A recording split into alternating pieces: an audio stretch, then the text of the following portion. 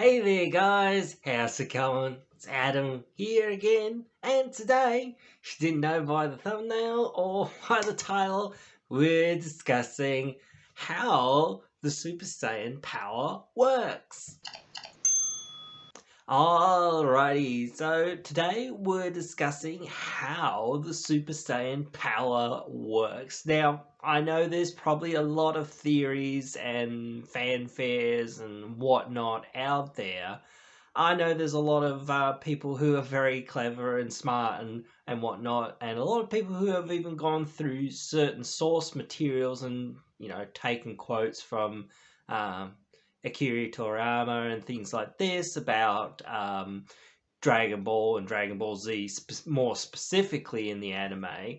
Um, but I wanted to just talk about it and throw my 2 cents in, even if it's not 100%. I just want to talk about it because I like talking about anime. And this is one of those cool little things, I guess, that anyone and everyone can just toss out their things. And I just want to toss out my thing and say, hey, this is what I think. You guys can tell me what you guys think as well if you really want. But I'm just here to say, hey, this is what I think. So I want to dive sort of right into it, I suppose, but I guess it's one of those things that it's a bit of a weird ability, I guess, or whatnot to some people who might not follow the show a lot. I think that obviously we can glean several things from the earlier episodes of Dragon Ball and whatnot, when the concept, well, Dragon Ball Z more so, when the concept is first sort of introduced in the series. Really, it's really mentioned in the main part of the Freezer arc is starts to sort of ratchet up. um, is it's this whole thing where Vegeta sort of says it's an age old myth, 10,000 years ago and whatnot, that was the first Super Saiyan. Um, I know there's a few things that are quote unquote canon and not canon and whatnot, and people don't canon, or some people canon Broly and some people don't canon Broly, and he's the next iteration of the Super Saiyan or whatever, or he was the original Super Saiyan somehow or something. It's one of those weird things about it. I don't want to go into any of that, so this is just sort of a disclaimer, I guess, that I don't really want to go into all of that sort of stuff.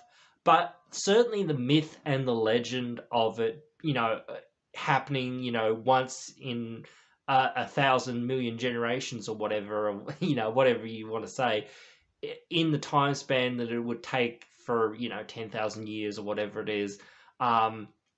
But I honestly think that the myth of the first Super Saiyan is a bit weird. To be honest, it's a very weird concept, I guess, in Saiyan history for when it sort of happens. So we are going to talk a lot about sort of canon Saiyan history that sort of is mentioned in the show and whatnot, things like that, to sort of get a perspective of where this ability comes from. Now, it's obviously 100% a genetic ability that the Saiyans have. Where it comes from and what it is exactly and specifically is always going to be up for debate and up for theories and all this other stuff. But we can certainly glean several key things about this ability. And several people have said, well, it's very similar, or it is part of them awakening their ape state in a more controlled variant, I guess, sort of, to a degree. Something that came up a lot in this sort of thought process for me, and a lot of people, is the whole, it's like a power-up boost, like the Kaioken or something similar to that. It is essentially a power boosting effect, but we do see in several episodes where the ability, though it is a power boosting effect, can be whittled down. So it is an ability that causes a transformation. for the most part, and the power comes from that transformation. So it is, in a sense, similar to the great ape ability, because it, does cause, the power is caused from the transformation mainly.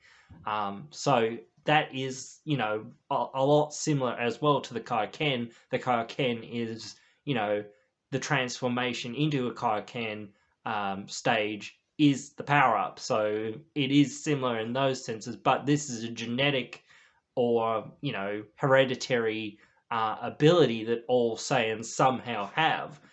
Now, saying that, this has always been in the Saiyan genetics, maybe. Same with the ape ability. Maybe they are linked, maybe they aren't linked, but certainly it is clear that, Saiyans have both of these abilities dormant within them, at least to some point or some degree, but obviously they have much more control and much more ability to activate the great ape ability rather than the Super Saiyan ability, which is why apparently it's taken 10,000 years or whatever it is, or since the last Super Saiyan or the first Super Saiyan, and there hasn't been one since. Um, until Goku and Vegeta and all this sort of mastered the ability. And that's what it is. It is an ability, in a sense. It is a dormant ability within, Saiyan genetics. So let's start figuring out a little bit more of the details of how this ability works, and why it sort of does what it does, and all that sort of stuff. So we can find several key things about this ability by seeing how sort of most of the Saiyans get this ability. There are a few other nitbits or whatnot that we'll get to down the road in a sec, but mainly, like, how do the Saiyans get this ability? Because, that's the main thing. Like, the Saiyans get this ability mostly through self-sacrifice that we see in the show, um, or whatnot. So, you know, Goku, when he's like there facing Frieza, he's like, I cannot let Frieza destroy everything and whatnot. I need the power. I don't want the power per se, to a degree. Like, in a sense, I need the power. I have to stop Frieza. I will do anything that it takes to stop Frieza. Like, that's like, it's not 100% like said and stated, but this is the intent of like the the the story arc, I guess, or whatnot. He's just lost one of his best friends. He's seen that Frieza is an, uncaring monster, essentially. He'll kill anyone and kill anything. And he even sort of says that in the show, that he's a monster that needs to be stopped and has no heart and whatnot, has no conscience. Um, and sort of is just like, no, I need to stop you. Like, if I don't stop you, we're looking at, the end of everything. Everyone that I love and I care about, my friends, my family, I'll lose them all. Maybe I don't know whether I can get Krillin back, because I've already used the Dragon Balls and all this sort of stuff. So, uh, you know, the callousness of the reality sort of hits him, and that's how he sort of transforms. Is, I won't let you, sort of thing. I won't let you do this. I have to stop you, sort of thing. So it's out of his own sort of kindness, I guess, to a degree, and sort of sort of morality, I guess, but sort of more so his determination, in a sense, sort of to, this has to stop. We can't run away. I don't have the power, but I need the power, whatever that is, and whatever it costs me is what I have to do right here, right now, to stop this person. Because if I don't stop them somehow, then it's all over, sort of thing. So that's sort of how that triggers for him. Same sort of thing for Gohan. When he's in the hyperbolic time chamber, Goku is, making him reminisce about the battle with Frieza, and saying, you've got to focus on protecting people. You've got to focus on, you know, realizing, you know, you've got to protect them, and if you don't, you know, say it has to stop with me, sort of thing, sort of, then you won't get there. And eventually, finally, he does get that power the same sort of way.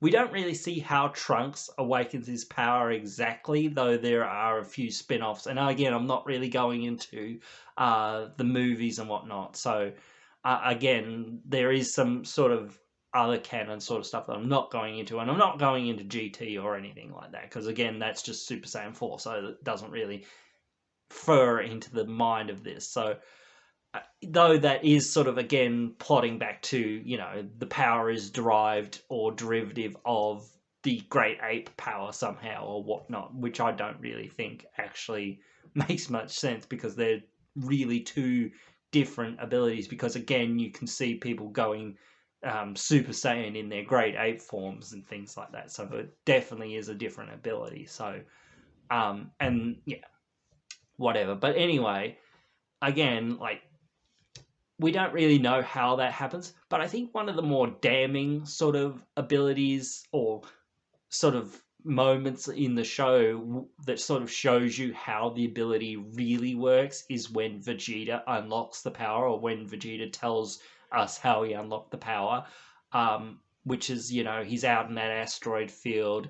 He's overcome by the asteroids and whatnot. He can't figure out a way to escape, essentially. He loses that sense of, you know, like, chasing after the thing that he's been chasing for so long. He finally lets go and says, all right, fine, I don't want it, I don't care anymore, I just want to live, or whatever, I just want to get out of this. So that's another sort of, you know, I need to get out, I need to do this, I need to move on, or I need to get out of here. I don't, if I don't get out of here or whatnot, I won't see anyone that I care about or love or whatever again.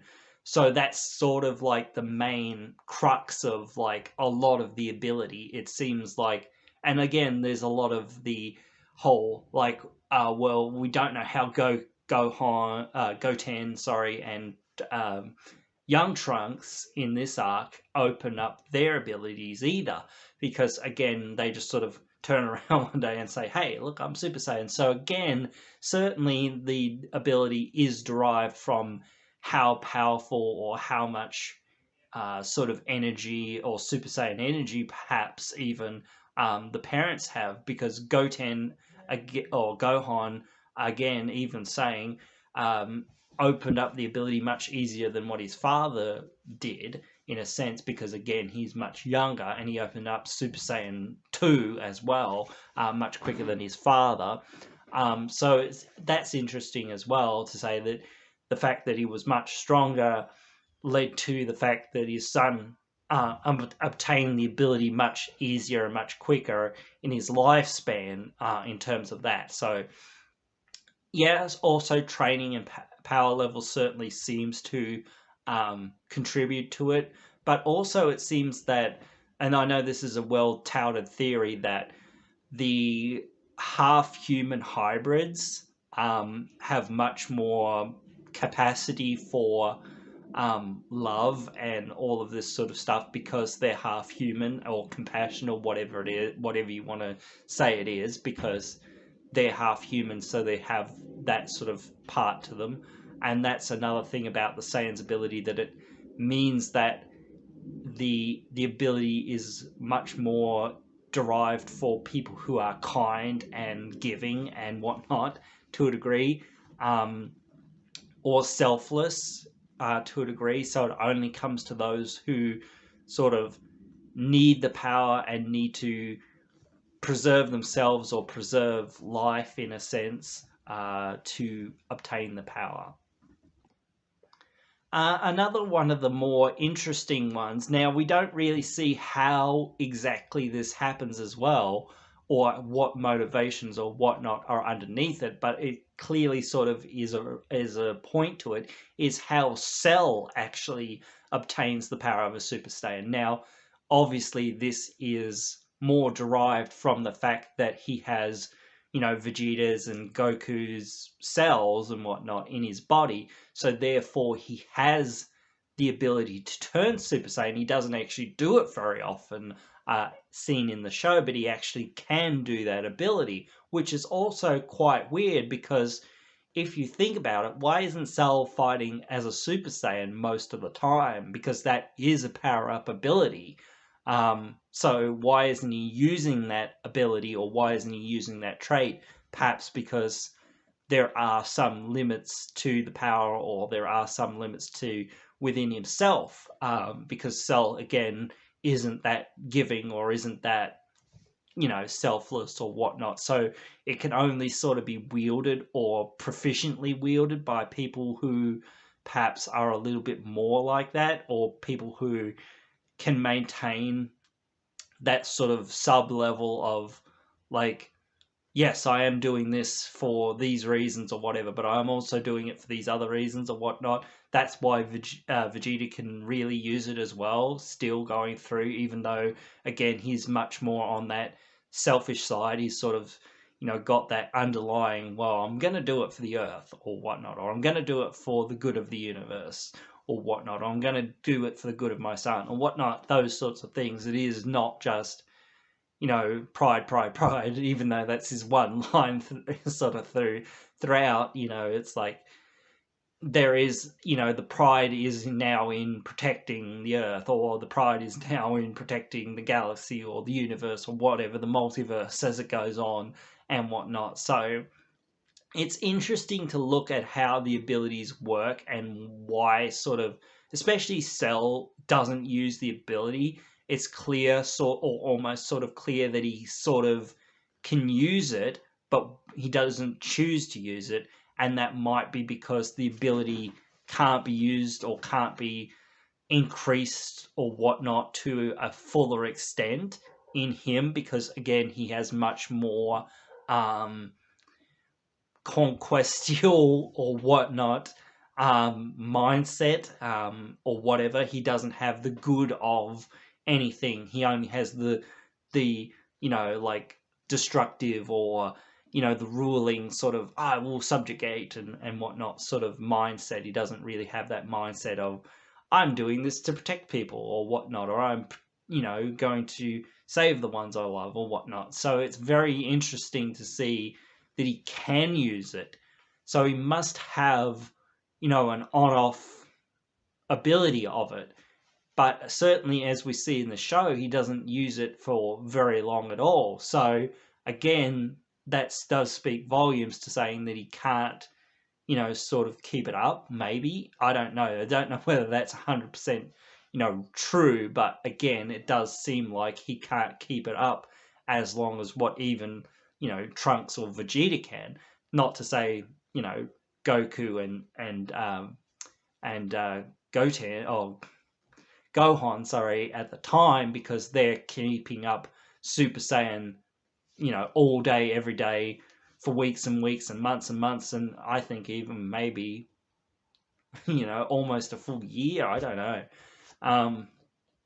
In the hyperbolic time chamber, because they realized, hey, transforming wastes a lot of time and energy. So how can we maintain the Super Saiyan ability without, having our power be too powerful? And it even sort of says in the show that the Super Saiyan ability, is the power, when he breaks a glass or whatever. It's a earth-shattering ability or whatever. But he's trying to use it, like a feather, I guess, is the best way to put it. I can't remember exactly what they sort of say in the show, but they're trying to use that ability, which is meant to crush planets or whatnot, or is powerful enough to crush planets.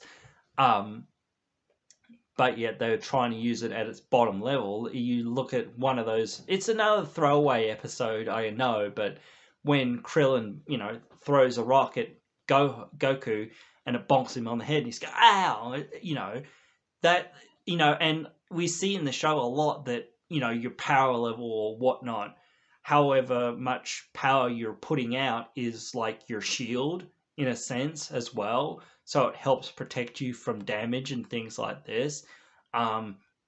And we know that Goku and the others have this power level, power scale, where they sort of try to maintain a normal sort of aura, I guess, is the best way to put it, or a certain level. Their fighting strength, I guess, is another way to put it. They try to keep on the lower side, or the lowest side that they can, for everyday life, because they don't want to hurt the people that they're around, or the people that they love, or the people that they care about.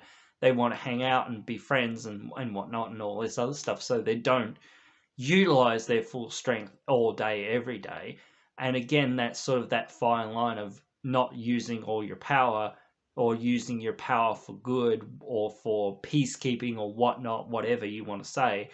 You're only strong, or only needing to be strong to be defensive, not be offensive. That's another thing about how the sort of Super Saiyan power seems to work. It's much more of a defensive kind of weapon, I guess, to a degree. It's a weapon that you use only when you need to, kind of thing. It's a very weird and interesting ability, again, and it's something, again, like I say, we might not ever get to exactly the bottom of it. Like, if you, again, it's a superhero show, and like, there is an ethos or mythology sort of around it, so we might not ever get to exactly the bottom of how the ability works or whatnot, because again, it is a fictional ability, so it works because the writers said it does. They gave these characters these abilities because they wanted. I think, again, it might be directed towards the whole Great Ape ability, because they were like, well, we need to make these guys special. We want these guys to have powers that are beyond the human, like, knowledge or human abilities.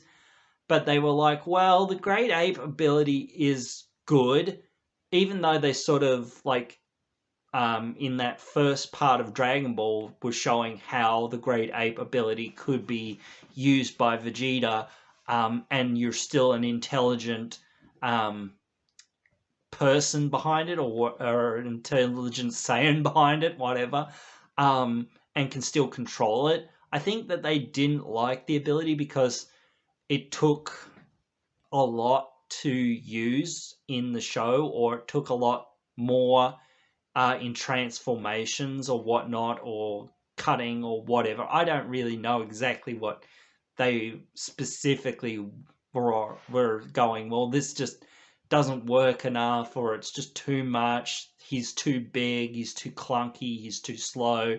It's too obvious what his weakness is, i.e., the tail.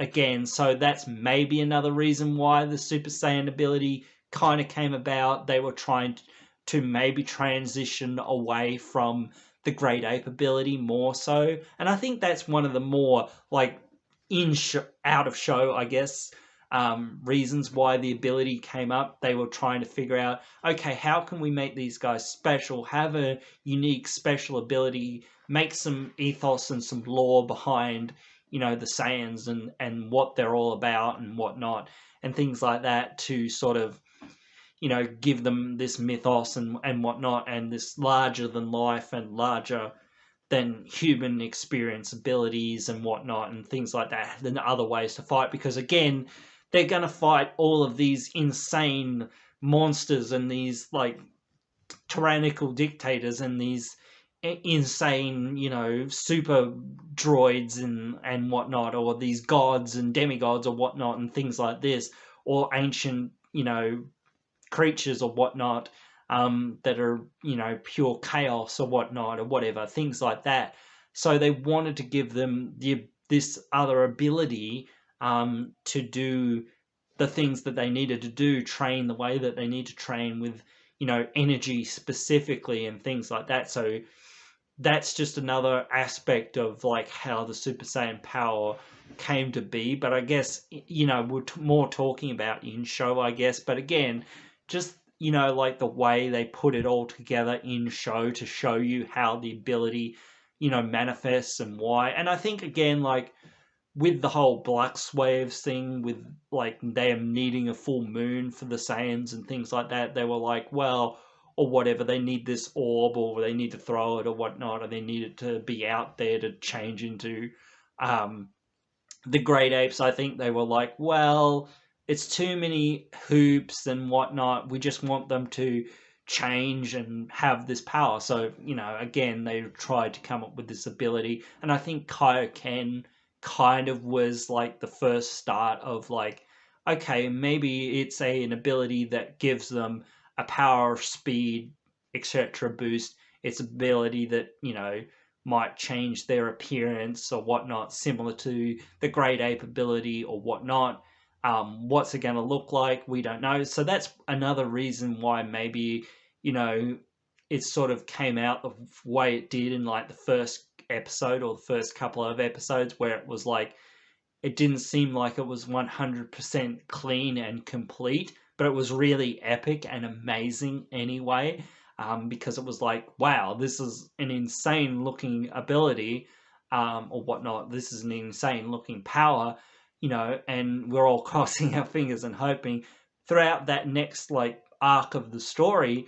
You're just like looking at Goku when he's fighting Frieza for the first time as a Super Saiyan, and it's like, okay, cool. Well, this is an interesting ability and whatnot. So it sparks the imagination, and like I said, like this, it sparks videos like this, like hundreds of people make videos about it and whatnot. So I think the Super Saiyan ability is much more interesting than the Great Ape ability as well. It's just one of those things that's just much cooler visually and much easier, in a lot of ways, to sort of go, that's a Super Saiyan or whatever. Everyone can recognize, what it is to a degree.